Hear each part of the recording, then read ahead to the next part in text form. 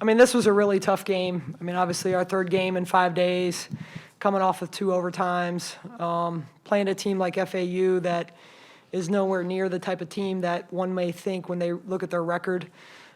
We expected another battle, and that's what we got. Great thing about it is our team has a lot of experience, and we've been through, I mean, I can't think of an end-of-game situation at this point that we haven't been through between our team this year and some of our returners from last year, and that's a good thing. You know, we're built for this. We've been through it before.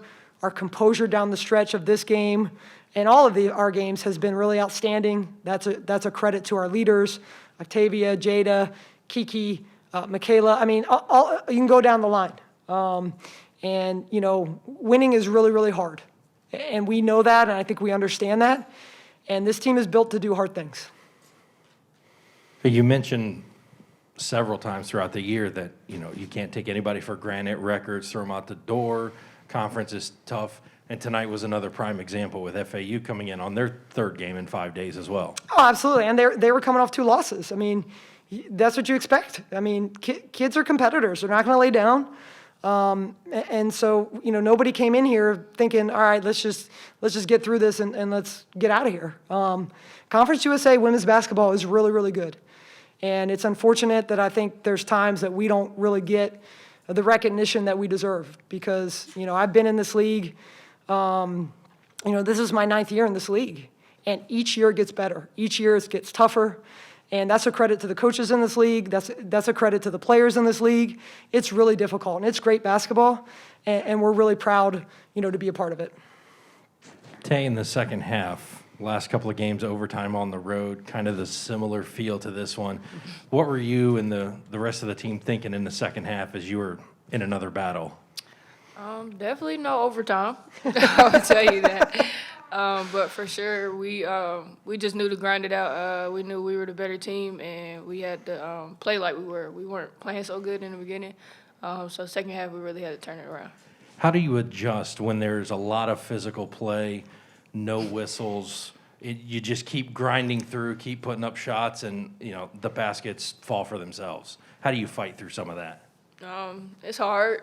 I just think for sure I just got to, you know, stay true to what I know, getting to the basket, getting to the free throw line, and, you know, make the refs call fouls or, you know, finding my teammates open, knocking shots in, and yeah. Coach, with some of that physical play along the same lines, what do you say to the team during timeouts and those breaks when you have those chances to just say, keep fighting, keep shooting? Yeah, I mean, we can't control those things. I mean, I think a big mantra in our program is to control what we can control. I mean, just like I told them heading into this game, we can't control the fact that in the first time we have to play 3 games in 5 days, our first 2 go to overtime. Like, you know, we can't worry about outside circumstances. And that's what I told our team. We were frustrated down the stretch of this game. I mean, I think there was a timeout, maybe a minute and a half left, and we were frustrated. And that's what I just kept saying to them, like, we can't worry about that stuff. What we have to do is worry about what we can control, and that means we can get stops and we can find ways to score, and we did that. Tay, I want to ask you about the play there at the end of regulation. Shot clock was at 1 second. You got a shot up, hit the rim, horn goes off, but you had the awareness to keep going and put up another shot. That's when you got fouled. What was your mentality through that play, just to keep going? Definitely, I knew we had 1 second, so I knew I had to get the shot up for sure. And after that is crash hard. Go after your own rebound, and sure enough, she didn't box me out, so go back up again with it. And I got the foul call that I wanted, got to the line just how I wanted, knocked down 2 free throws. Do you have any worries about those 2 free throws? No. Coach, as you said, third game in 5 days. Now, you know, a couple of days to kind of catch your breath before going back on the road Thursday. What's the plan that you have over these next couple of days? Well, we just need to stay the course. You know, obviously playing on a Monday is difficult because you lose a prep day. And, you know, for us, we have to fix some things offensively that we haven't had time to do.